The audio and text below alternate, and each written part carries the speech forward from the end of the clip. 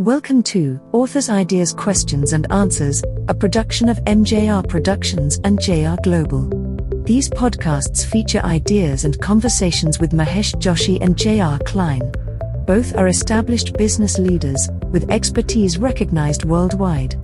As co-authors of several books on global business, they present observations and practical ideas on leadership, this age of transformation, and the interrelated nature of the planet. Our current series is on leaders in a world filled with challenges and revolutionary changes. Conversations will focus on the second book in the Global Business series released by Oxford University Press, Global Business in the Age of Transformation.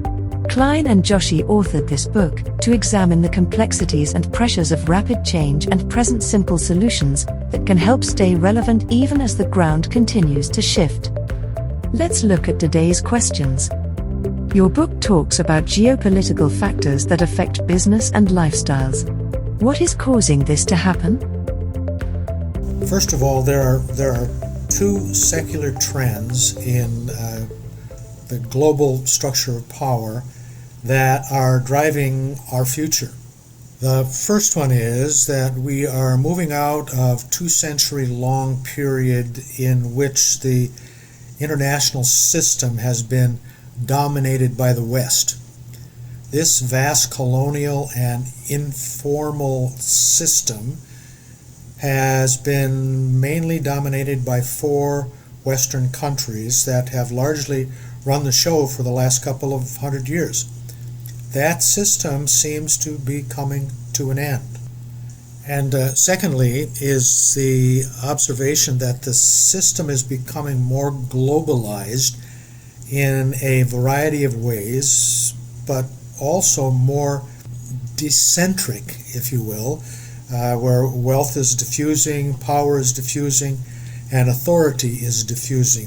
These two changes will define the world in which we live over the coming decades. These trends will manifest in several ways. It'll be a world without superpowers. Large, predominant economies wielding all kinds of power is expected to continue its decline. Now, the disappearance of superpowers leaves the question of what happens to the concept of the structural polarity theory. This theory presupposes that polarity is based upon superpowers that command the world and compete for the world. The basic reason for no superpowers is the inability to concentrate the resources or the authority necessary to be a superpower. Therefore, for any one country or even group of countries to command the level of resources necessary to be superpowers will become problematic. There is a strong likelihood that there will be low or no competition to control the world, mostly because no one has the resources or the will to do so. In the USA, which is probably one of the only remaining real superpowers, the will to remain so is dwindling. The Chinese say that they don't want to control the world. The Europeans have relegated the thoughts of world control to legacy and really nothing more. The Japanese have announced that they cannot think about much other than themselves.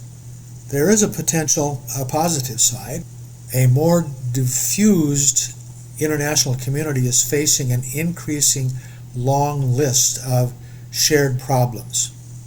Most major powers have some form of capitalism, which creates a strong common interest in keeping a reasonable amount of the global economy. It becomes the shared fate in a way that it has never been before. There are environmental issues, health issues, internet issues, inequity issues that should be shared fate problems outside the realm of our serious ideological positions. Thank you for joining us. We look forward to continuing the conversation. If you are interested in more about the significant changes in the world, watch for Global Business in the Age of Distraction and Destruction, scheduled for release from Oxford University Press in June of 2022. If you want to contact us, email info@jrglobal.co.